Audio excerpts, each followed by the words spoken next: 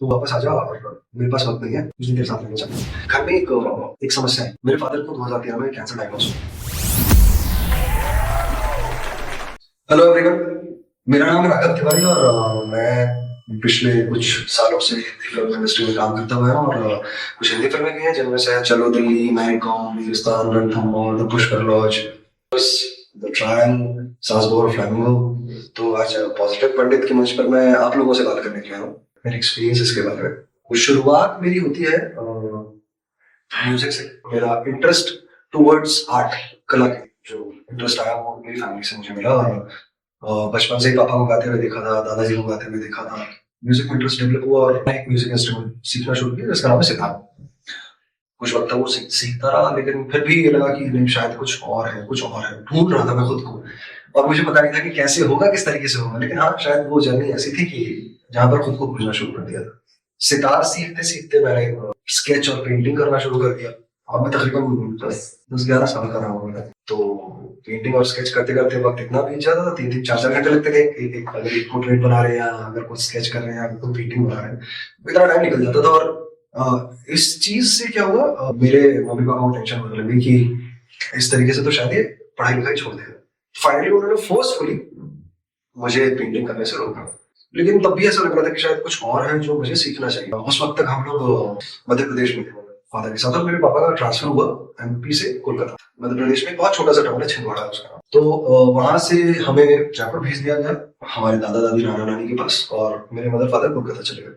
पढ़ाई करते करते वही था कि आर्ट कंटिन्यू करना था, और कैसे करना था, क्या करना था, ये अब तक मिला नहीं था। तो एक नया थॉट मिला कि डांस शुरू करते हैं। खैर ये जर्नी आगे बढ़ती रही, हम लोगों ने डांस के बहुत सारे ऑडिशंस दिए, डांस किया, स्टेज पर परफॉर्म किया। बट फाइनली जब मैंने सारी चीजें कलेक्ट करना शुरू की, समझने की कोशिश की डांस को एज अ फ्यूचर, मतलब अपना करियर देखना शुरू किया, तो मुझे लगा कि शायद डांस मेरे लिए सही करियर नहीं हो सकता। क्योंकि मुझे ये फील होने लगा कि एक उम्र के बाद में एज ए डांसर आपकी जर्नी खत्म हो जाती है। कोरियोग्राफर मेरे को बना नहीं। तो उसी दौरान क्या हुआ कि मेरे मामा जी हैं, उन्होंने मुझे ऑडिशन के बारे में बताया। और ये साल 2006 की बात है। तब डॉक्टर चंद्र प्रकाश द्विवेदी यहाँ एक सीरियल की शूटिंग थी जिसका नाम था ऑडिशन। तो वो यहाँ पर ऑडिशन कर रहे थे, और हम पहुंचे वहाँ, मेरे मामा जी वहाँ पर। मुझे एक ऑडिशन की स्क्रिप्ट मिली और मैंने स्क्रिप्ट पढ़ी, याद की। फाइनली वहाँ ऑडिशन में पहुंचा। पहली बार ये कोई ऐसा प्रोफेशनल सेटअप देखा था जहाँ ऑडिशन नाम की कोई चीज होती है, कुछ होता है, ये पता नहीं चला मुझे। मैंने जब ऑडिशन दिया तो मुझे वहां से ये फीडबैक मिला कि एक्टिंग के बारे में तो ये कहेंगे कि आपको सीखने की जरूरत है, लेकिन हाँ, आपके अल्फाज बहुत साफ हैं, आप बहुत शुद्ध बात करते हैं, बहुत शुद्ध बोलते हैं। तो ये अप्रिसिएशन मिला, और उसके बाद उन्होंने हमें मुझे बुलाया शूट के लिए। हालांकि कोई बहुत बड़ा कैरेक्टर नहीं था, लेकिन हाँ, ये वो जगह है जहां पर मैंने रियलाइज किया कि मुझे एज एन एक्टर ही अपने करियर को परस्यू करना चाहिए। तो मैं वहां रहा, और जो आज बहुत बड़े बड़े दिग्गज एक्टर्स हैं वो उस वक्त हमारे सामने वहां पर काम कर रहे थे। और मैं जानता नहीं था, और शायद उन लोगों को भी उतना नाम नहीं मिला था उस वक्त। तो जैसे रसिका दीपल हुई, जयदीप रावत हुए, हुमा कुरैशी, ये सब लोग मेरे सामने काम कर रहे थे वहां पर। देखा है लोगों को, सीखा है लोगों से। तो जब मैं शूट करके वापस लौटा तो मुझे लगा कि हाँ, अब सीखने की जरूरत है, और इसको सीख कर ही किया जा सकता है। इसी बीच मेरे फादर का वापस आना हुआ जयपुर, और ये एक टर्निंग फेज था मेरी लाइफ का, जहां पर मैंने एक्टिंग को प्रोफेशनली लेना शुरू कर दिया था।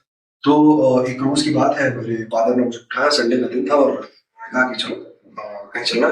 जयपुर में एक जगह रविंद्र मंच, जहाँ पर थिएटर होता है, वहां ले जाकर उन्होंने एक जगह से फॉर्म खरीदा, और फॉर्म खरीद कर मुझे दे दिया, और कहा कि अब से यही करना है और यही करना है। तो ये मेरी पहली प्रोफेशनल वर्कशॉप। प्रोफेशनल इसीलिए कहूंगा क्योंकि मैं प्रोफेशनल लोगों के साथ सीखना शुरू कर रहा था। तो अच्छे लोगों के साथ शुरू हुआ, सीखना शुरू हुआ, और सीखते सीखते अब समझ में आने लग गया था कि कैसे आपको फ्लो तय करना है, आपको कैसे आगे बढ़ना है। 2009 से लेकर 2010 तक के बीच में मैंने इतना काम कर लिया था। एक साल में मैंने अचीव किया था, वो लोग 3-4 साल में भी नहीं कर पाते थे। क्योंकि मैं सुबह जाता था, 2-3 रिहर्सल्स करता था, 2-3 नाटकों में काम कर रहा होता था, किसी में बैक स्टेज, किसी में ऑन स्टेज, किसी में। इसी बीच मैंने यूनिवर्सिटी से अपना डिप्लोमा किया ड्रामेटिक आर्ट्स में। इसी बीच का एक ऐसा इंसिडेंट है जो हम सबके लिए इंस्पायरिंग इवेंट है। तो एक रोज मेरे पापा ने मुझे बुलाकर कहा कि कितने साल के हो गए? 21 साल का हो गया। तो बोले बाप की जिम्मेदारी खत्म हो जाती है 18 साल के बाद। आज से तुम्हारे खर्चे वर्चे तुम देखो, और जो है थिएटर वेटर जो भी है तुम्हें खुद करना है, और मैं पैसे देने वाला नहीं। उन्होंने कह दिया, और वो मानना जरूरी था।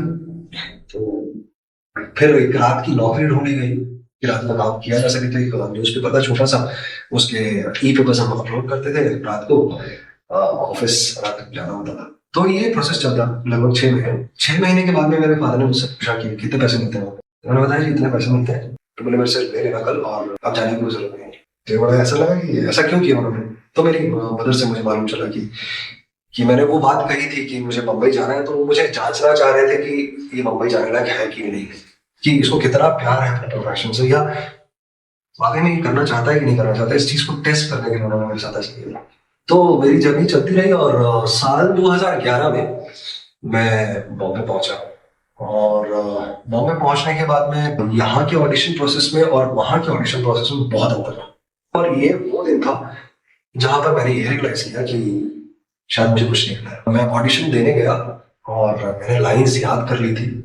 कैमरा स्टार्ट हुआ और उन्होंने कहा, जो कास्टिंग डायरेक्टर थे, एक्शन, और मेरे मुंह से एक लफ्ज भी नहीं निकल पाया। और उस दिन बड़ी बेइज्जती की हुई कि इतने सालों किया क्या, क्योंकि उन्होंने ये कहा कि अगर तुम थिएटर करके आए तो तुम्हें मालूम होना चाहिए कि तुम कैमरे के सामने कैसे खड़ा होना है, इतना कॉन्फिडेंस होना चाहिए, 2 लफ्ज निकाल पाते थे।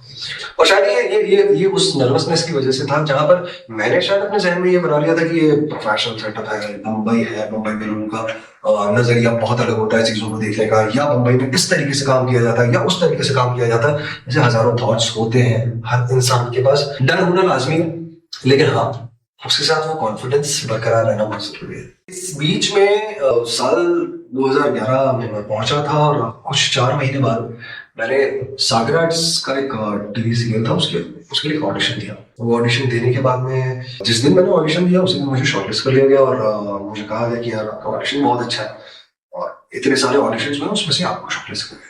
लेकिन शायद वो ऐसा हुआ कि अब मैं वहाँ पहुंचा मुंबई, और मुंबई पहुंचने के बाद में पेपर साइन कर दिए, लेकिन अगले 7 दिन बाद वो चैनल था वो बंद। तो थोड़ी हताशा हुई, और ऐसा भी लगा कि यार कितना लंबा सफर है, कैसे तय करेंगे। इस जर्नी के दौरान ये हुआ कि एक चैनल है TV9 महाराष्ट्र, उन लोगों के साथ काम करना शुरू किया। तो वो कुछ एपिसोड्स कर रहे थे जो क्राइम स्टोरीज बेस्ड हुआ करते थे।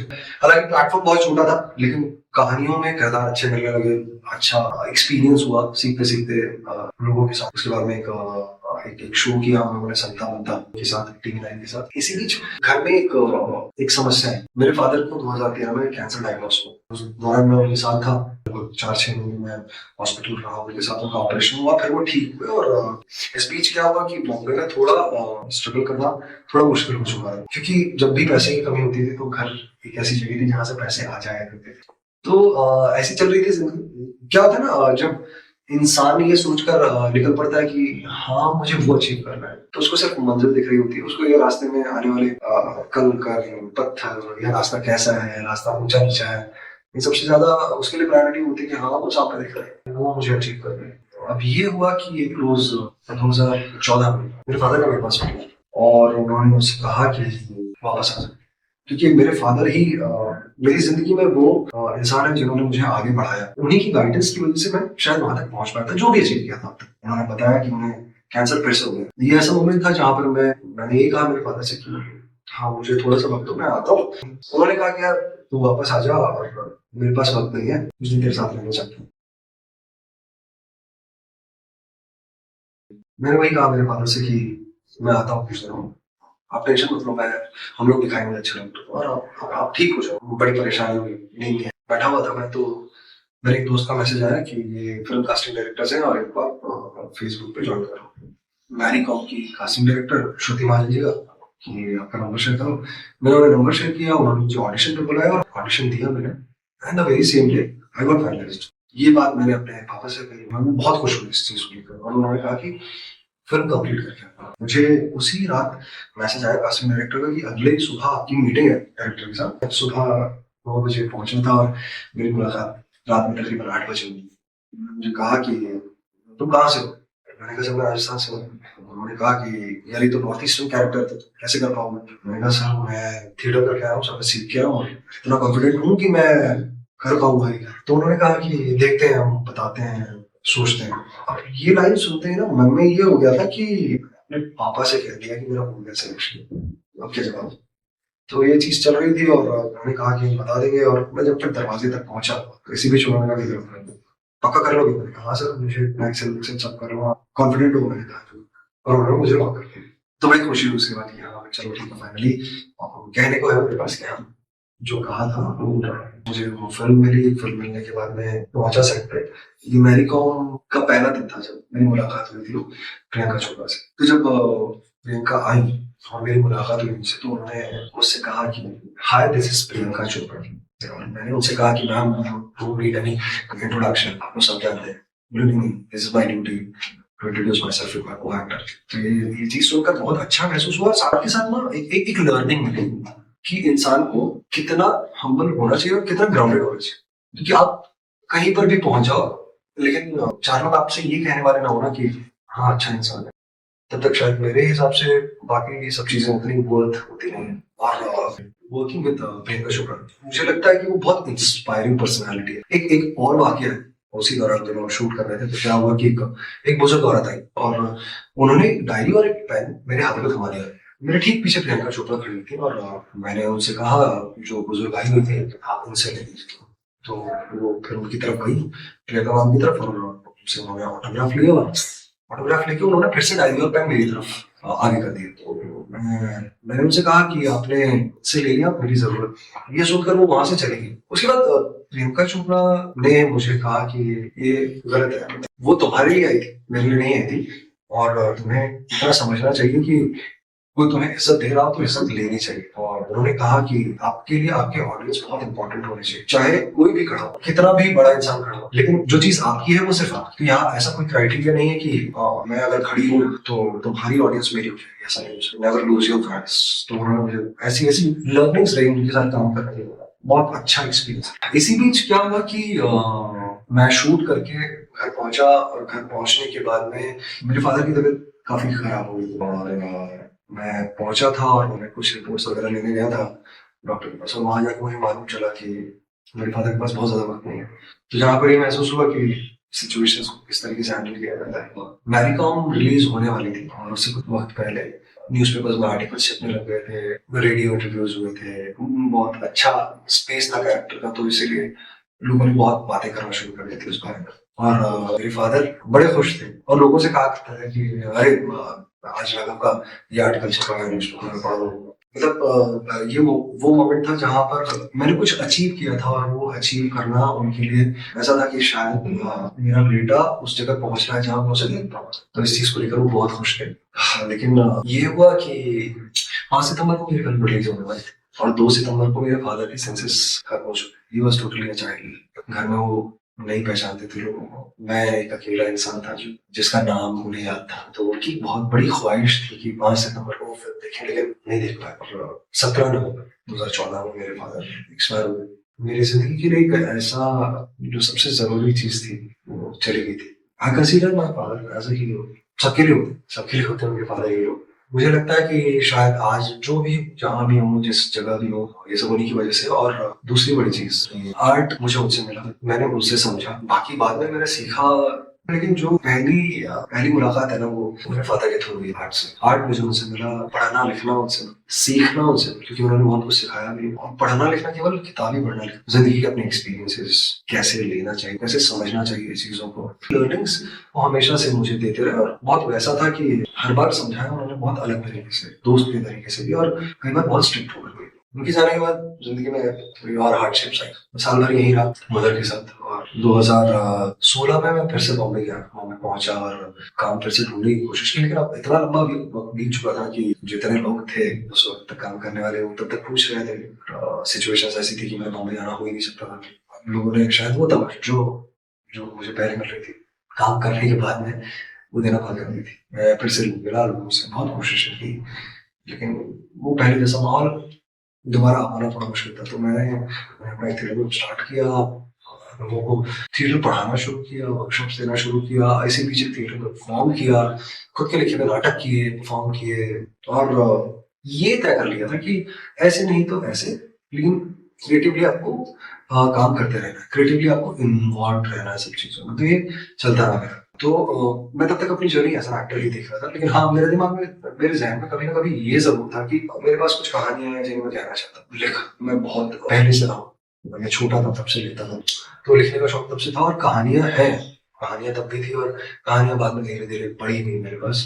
तो वो कहानियां कहनी थी, लोगों को बतानी थी। ये लगा कि हाँ शायद डायरेक्शन भी एक मेरे लिए एक सही बात हो सकता है। तो मैंने उसको थोड़ा ध्यान देना शुरू किया, सीखना शुरू किया, समझना शुरू किया, पढ़ना शुरू किया फिर से। इसी बीच साल 2020 में हम लोगों ने मैंने एक शॉर्ट फिल्म बनाई और वो short film Melbourne India film festival में फाइनलिस्ट रही। बहुत जगह अप्रिसिएशन मिला, बहुत सारे फिल्म फेस्टिवल्स में अप्रिसिएशन मिला उसको। ये जर्नी भी स्टार्ट हुई एज एन एक्टर। फिर से काम करते करते करते करते ये डेवलपमेंट भी हुआ कि मैंने सिनेमा को और नजदीक से जानना शुरू किया, एज एन एक्टर भी, एज एन राइटर भी, एज ए डायरेक्टर। ऐसा हुआ कि कोविड आ गया। कोविड आने के बाद फिर सर्कमस्टेंसेस ऐसे हो गए कि फिर आप सब फिर सबको वापस आना था अपने घर पहुंचे, फिर से शुरू हुआ। फिर मैंने कुछ सीरीज की अभी फिलहाल, सासबू और फ्लैमिंगो। अभी एक सीरीज और आने वाली है मेरी जिसका नाम है फॉर योर आइज ओनली। ये कुछ काम है जो मैंने किए हैं जिंदगी में, और आगे खुद को एज एन एक्टर देखता हूँ कुछ 7-8 साल 10 साल मुताबिक, जहाँ पर उस फेज पर आकर जहाँ पर बहुत फ्रीक्वेंटली काम कर रहे हैं एज एन एक्टर। लेकिन उसके बाद मेरी जर्नी जो है, मैं एज अ डायरेक्टर और राइटर भी परस्यू करना चाहता हूँ, but thought process more over subjective फिल्मों पे रहेगा, जहाँ शायद मैं अपनी तरफ से सोसाइटी को कुछ चेंजेस कर सकूँ।